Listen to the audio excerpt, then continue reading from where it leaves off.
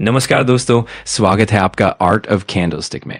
सबसे ज्यादा जो रिक्वेस्ट की जाती है कमेंट सेक्शन में, जो डिमांड की जाती है, जो सवाल यहाँ पे आते हैं वो यही आते हैं कि इस साल की अगर बात कर ले, मतलब 2026 की बात कर ले, तो कहाँ पे इन्वेस्ट करें। ठीक है, मतलब बेसिकली बहुत सारे लोग ये भी जानने में इच्छुक रहते हैं कि 2026 में कहाँ पे पैसा बनेगा, ज्यादा पैसा बनेगा।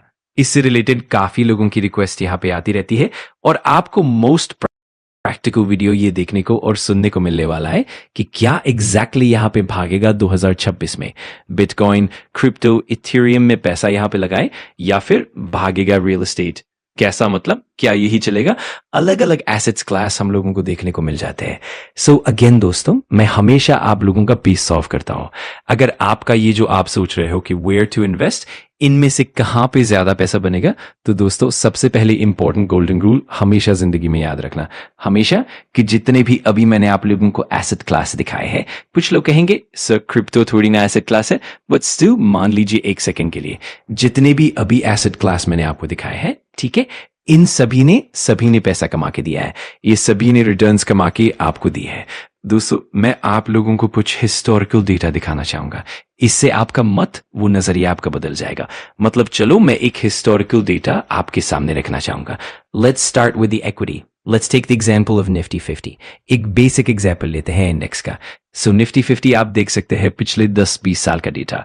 2006 में पॉजिटिव था, 2007 में पॉजिटिव था, 2008 में तो हर किसी को पता है एकदम ही क्रैश हो गया, 85-60% क्रैश हुआ। फिर उसके बाद 2013 में थोड़ा बहुत भागा, 2014 में भागा, फिर 2015 में 4% वापस गिर गया। फिर अगेन आप देख सकते हो थोड़ा ठीक किया, थोड़ा ठीक ठाक परफॉर्मेंस रहा है। देन ऐसा करते करते अगर हम लोग देखेंगे तो थोड़ा डिसेंट परफॉर्म किया। क्या आपने ऑब्जर्व किया? क्या ऑब्जर्व किया? क्या मार्केट हमेशा भागते रहता है? नहीं, हमने यहां पे देखा कि मार्केट जबरदस्त गिरते हुए भी देखने को मिला। और ये जो अभी का बोरिंग मार्केट था ना, 2025 की अगर हम रफली बात कर ले, मोटा मोटी, कि 10% के आसपास मार्केट ने बनाए। 2024 भी बोरिंग था, 8%, तो कितना बनता है? 14% के आसपास बनते हुए देखने को हमें मिल जाते हैं, अगर मैं निफ्टी 50 को नॉर्मली एक अंडरस्टैंडिंग के लिए ले लूं। ये हो गया हिस्टोरिकल डेटा इंडेक्स का। अगर आप देखोगे यहां पर, यहां पर, यहां पर, यहां पर, यहां पर, यहां पर, यहां पर, यहां पर, यहां पर 2013, 2014, तो 2013, 2014, 2015 में तो ये तक बोल दिया गया था कि गोल्ड तो खत्म हो गया, अभी गोल्ड का कोई वैल्यू नहीं, गोल्ड में कोई पैसा नहीं लगाता। क्यों? क्योंकि चला नहीं, जो चलेगा नहीं उसे बोलेंगे खत्म है। फिर उसके बाद वापस गोल्ड चलना शुरू हुआ। गोल्ड का जो प्राइस था, मतलब 70 से लेकर 90 के आसपास हम लोगों को चलते हुए देखने को मिला था। मतलब वर्चुअली कोई ग्रोथ नहीं थी ओवर ए डेकेड, लगभग एक दशक तक कोई खास रिटर्न नहीं था। फिर भी 2 से 3 गुना पैसा हुआ, लगभग 3 गुना अप्रॉक्सिमेटली। वर्स्ट ईयर 1955, 20% तक गोल्ड गिरते हुए देखा गया। और एवरेज अगर आप देखेंगे तो लगभग 9% के आसपास, 10% के आसपास डेटा दिखता है। मैं आऊंगा मेजर पॉइंट के ऊपर, लेकिन आप समझिए दोस्तों, अगेन कहना चाहूंगा, ऐसा कोई एसेट क्लास नहीं जो सिर्फ प्लस प्लस प्लस करता रहे या माइनस माइनस माइनस ही चलता रहे, सब कुछ मिक्स होता है। अभी रिसेंटली सिल्वर पॉपुलर हो रहा है, सिल्वर में भी सेम।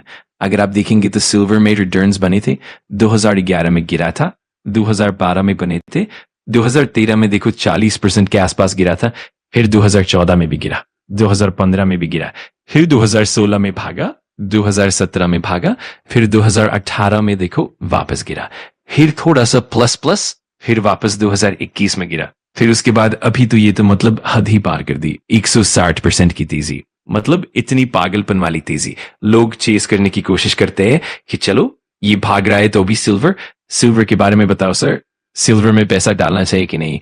अरे भाई, इंजन इतना गर्म हो जाता है। फिर उसके बाद लोग लॉजिकली नहीं जाते, वो बस जो बेस्ट रिटर्न अभी बना है उसे देखकर भागते हैं। मतलब बेस्ट रिटर्न जैसे 160 से 70% बने, अभी 2025 का सबसे बेस्ट ईयर है। सिमिलर वे वर्स्ट ईयर की बात करें तो 2013 में लगभग 32 से 36% सिल्वर गिरा था, और एवरेज अगर देखेंगे तो 10 से 11% पिछले 25 साल का सिल्वर ने भी एवरेज 10 से 11% का रिटर्न दिया है। बॉन्ड की बात कर ले तो ऑब्वियसली बॉन्ड में फिक्स रिटर्न्स, कूपन्स देखने को मिल जाते हैं। बिटकॉइन की बात कर ले, बिटकॉइन में भी हिस्टोरिकल डेटा क्या है, 2016 में भागा, फिर 2017 में एकदम पागलपन वाली तेजी, उसको देखकर जिसने निवेश किया वो 2018 में बर्बादी हो गया। 70% क्रैश हो गया बिटकॉइन में। ऐसा लगा कि बिटकॉइन खत्म, फिर वहीं से वापस तेजी आने लगी, फिर जबरदस्त तेजी, फिर 2022 में वापस जबरदस्त क्रैश 60%। तो बिटकॉइन तो आपको पता ही है काफी वॉलेटाइल है। फिर रियल एस्टेट से रिलेटेड लोग पूछते हैं सर क्या रियल एस्टेट पैसा बना कर दे? हाँ भाई, सारे एसेट क्लास मैंने अभी आपको बताए, सारे एसेट क्लास पैसा बना कर देते हैं, लेकिन एक चीज हमेशा नोट करनी होती है।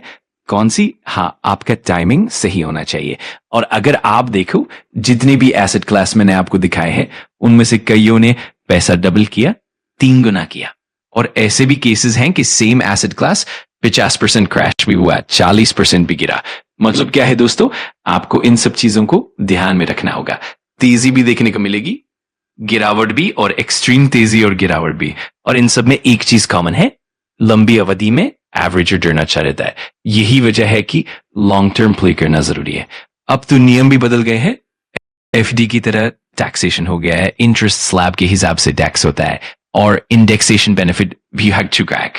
तो नॉर्मल केस में थोड़ा कम अट्रैक्टिव हो गया है। फिर रियल एस्टेट की बात करें तो रियल एस्टेट में भी शानदार पैसा बनता है, लेकिन आप कहाँ प्रॉपर्टी खरीद रहे हो वही सबसे ज्यादा मैटर करता है।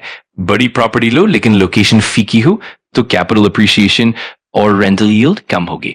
छोटी प्रॉपर्टी लो लेकिन लोकेशन प्राइम हो तो रेंटल यील्ड भी अच्छी होगी और कैपिटल अप्रिसिएशन भी बेहतर होगी। टीयर 1 सिटीज में सैचुरेशन हो चुका है, प्राइसेस बढ़ चुके हैं, तो अपॉर्चुनिटीज ज्यादा टीयर 2 टीयर 3 सिटीज में मिलती है और लोकेशन यहां भी मैटर करती है। तो ये सारी चीजें जो मैंने आपको बताई, ये जो आप सोचते हो कि 2024 में कहाँ पैसा बनेगा, बहुत से लोग ऐसे वीडियो बनाते हैं, कुछ ना कुछ बताते रहते हैं, लेकिन आपका व्यू 1 साल का नहीं होना चाहिए। आपका व्यू हमेशा बड़ा होना चाहिए। छोटा व्यू में कोई गारंटी नहीं होती, आज क्या होगा कल क्या होगा कोई इश्यू नहीं। जैसे अभी मैंने आपको बताया, गोल्ड हो, सिल्वर हो, क्रिप्टो हो, इक्विटी मार्केट हो, शॉर्ट टर्म में कुछ भी हो सकता है, लेकिन लॉन्ग टर्म में एवरेज रिटर्न अच्छा ही रहता है। हर एसेट क्लास ने पैसा बना कर दिया है। अगर आपका व्यू रहेगा कि सिर्फ 2024 में पैसा बनाना है तो मुश्किल होगी। और याद रखो, जो चीज भागती है उसी पर वीडियो बनते हैं। XYZ भाग गया तो वही फ्यूचर बताया जाएगा। इतिहास ही सिखाता है, फोमो चेस मत करो, म्यूटेड परफॉर्मेंस वाले एरियाज को इग्नोर मत करो, डिस्काउंट में मिलने वाले स्टॉक्स को इग्नोर मत करो। जो भागेगा उसके पीछे भागना, यही से प्रॉब्लम शुरू होती है। स्टडी करो, समझो, लेकिन ब्लाइंडली चेस मत करो। तो अगेन कहना चाहूंगा, 2026 में क्या भागेगा इस माइंडसेट से मत चलो। लॉन्ग व्यू रखो, सारे एसेट क्लास आपको रिवॉर्ड करेंगे अगर आप लंबी पारी खेलने के लिए तैयार हो। तो यही सबसे कड़वी बात है जो मैंने आप लोगों के सामने रखी। इस तरह की चीजें हमेशा याद रखनी चाहिए कि लंबी अवधि में ही असली फायदा होता है। और ये ध्यान रखना जरूरी है कि हर एसेट क्लास अपने समय पर अपना रुझान दिखाता है, इसीलिए हमेशा सोच समझकर जानकारी के साथ निवेश करना ही सही है। हम यही कोशिश करेंगे कि आपका दिमाग हमेशा खुला रहे और आप लंबी अवधि के लिए सोचें। अगर आपको वीडियो जानकारीपूर्ण लगा तो लाइक कर देना, कमेंट करके बताना कि अगला टॉपिक कौन सा चाहिए, और सब्सक्राइब कर लेना आर्ट ऑफ कैंडलस्टिक को, ताकि ऐसे ही पावरफुल लर्निंग वीडियोस आप मिस ना करो। Thanks for watching. मैं मिलता हूँ अगली वीडियो में। सीखते रहो, पढ़ते रहो।